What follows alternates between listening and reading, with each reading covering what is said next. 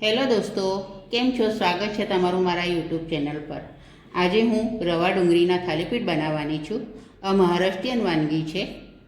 તો ચાલો મારા કિચનમાં આજે આપણે રવા ડુંગળીના થાલીપીઠ બનાવીશું। આ સ્વાદમાં બહુ જ ફાઇન લાગે છે। મેં આ વાટકી આ વાટકી ભરીને 2 વખત મેં રવો લીધો છે। હવે એમાં લગભગ 2 નાની ડુંગળી મેં લીધી છે, એ ઝીણી ક્રશ કરી દીધી છે, એ આપણે આમાં નાખીશું।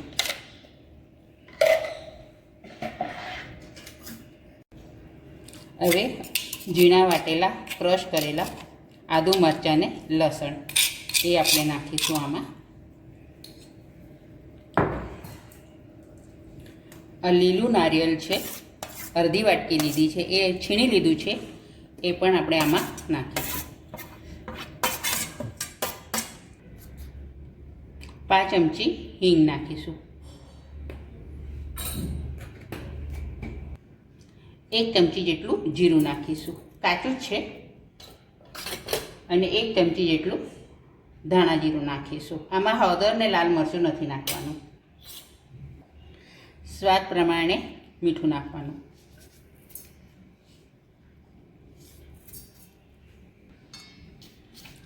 ઝીણા ક્રશ કરેલા આપણે લીલા ધાણા નાખીશું। પહેલાં બધું આપણે પહેલાં મિક્સ કરી લઈશું। હવે આ બધું મિક્સ થઈ ગયું છે। હવે આપણે થોડું થોડું પાણી નાખીને લોટ બાંધી લઈશું।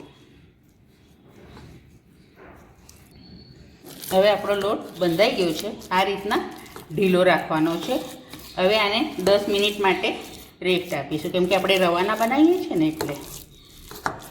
હવે મેં તવો લીધો છે, એના પર આપણે થોડું તેલ નાખીશું અને હાથથી ફેલાવી દઈશું। હવે આપણે જે રવાનું મિશ્રણ બનાવ્યું છે એનો એક લુઓ લઈશું આપણે આ રીતના, અને આ તવા પર મૂકી પાણીવાળા હાથ કરવાના અને આ રીતના થાપી લેવાનું। બહુ જાડું પણ નહીં, બહુ પાતળું પણ નહીં બનાવવાનું, આ જ રીતના બનાવવાના છે। હવે આમાં આપણે 5 કાણા બનાવીશું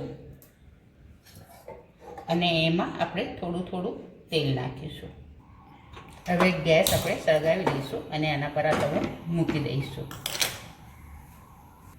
હવે આના પર આપણે ઢાંકણું મૂકી દઈશું અને 1 મિનિટ માટે થવા દઈશું।